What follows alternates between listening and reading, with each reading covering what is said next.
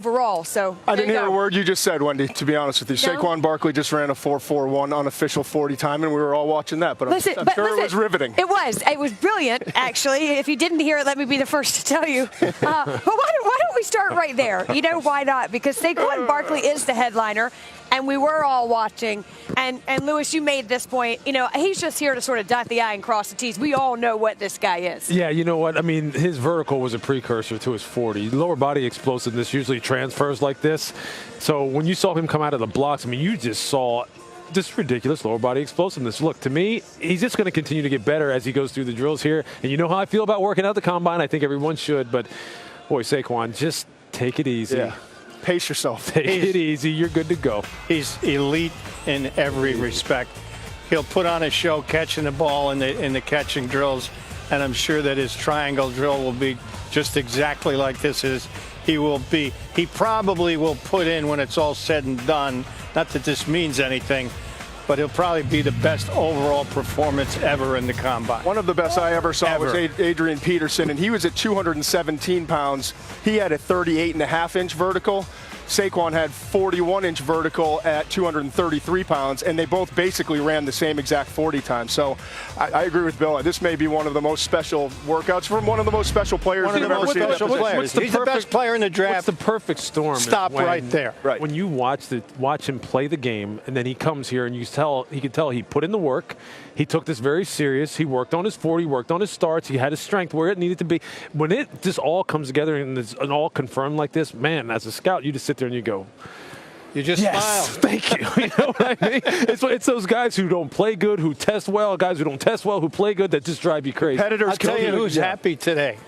Who's happy today? Roger Goodell, because he's got one of the best kids ever to come in this league in the last 10 or so years, with a tremendous story, and he's every bit as good a player as the hype. I've never seen a following for any player around the combine, including quarterbacks, like we've seen for Saquon Barkley this week. He is the face of this draft class, even though you have Sam Darnold and Josh Allen and Baker Mayfield, who won the Heisman and went to the national championship. I mean, it's amazing, or the semifinal. It's amazing to watch how much people love being around him and how much people just appreciate him, the person, and how great he's been and treated everyone else that he's been around.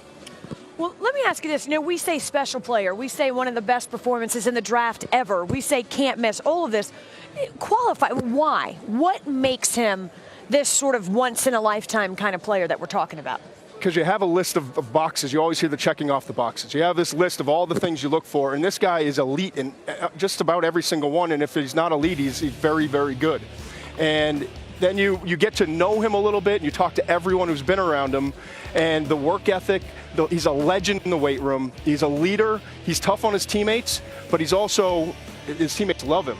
And, the skill set's easy to figure out. You watch a couple games and you're like, all right, this guy's up there. But then you learn everything else about him. You don't have to worry about a thing when it comes to Saquon Barkley. You draft him, he's going to be in great shape. He's going to be ready to go. He's going to come in and he's going to change the tone of your organization. So if you're the Browns sitting there at 1, the Giants at 2, the Colts at 3, whichever organization he winds up going to, they could all use a little bit of a facelift, and he's the perfect guy to do it. Look, there's an old saying that goes like this: talent sets the floor, character sets the ceiling. That's why you're saying there is no real ceiling for this kid, because there's no character flaws with him. And that, when you couple it with, is going to be record numbers for his position group as far as all the explosive testing numbers. Then you look at his character, you look at his story, how much he wants to be great, how much he's going to be accountable, how much he's going to be the best player on his team, and he's going to be the best kid on his team. And when you have that, well, that's a great combination. Exactly. Yeah. That's what you're looking for. When your best player, when your bell cow is your best guy, you got a chance to go all the way and be there for a long time. This is one of those kids, and they're rare. All right, enough said. Josina Anderson caught up with the man of the hour, Saquon Barkley, a little earlier today. All right, so ring, ring, ring. New York Giants are on the phone. You tell me, why would Saquon Barkley and Odell Beckham Jr. be a more electric duo for NYU, who has the number 2 overall pick, than, let's say, OBJ and Baker Mayfield? Go. That's a great question, actually. Odell Beckham Jr. is obviously one of the most electrifying players in the NFL, and obviously he got hurt last year, but I see his Instagram and see his posts. I don't think he's going to miss a beat at all.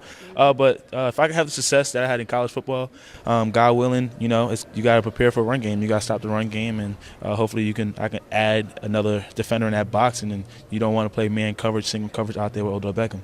So basically, they should go with you, right? All right. So the other thing is young running backs like Alvin Kamara, Todd Gurley, Ezekiel Elliott were all able to hit the ground running because in part of their ability to catch the ball out of the backfield. What did you specifically do to improve your pass catching skills? Just work on my ball placement and work on my hands.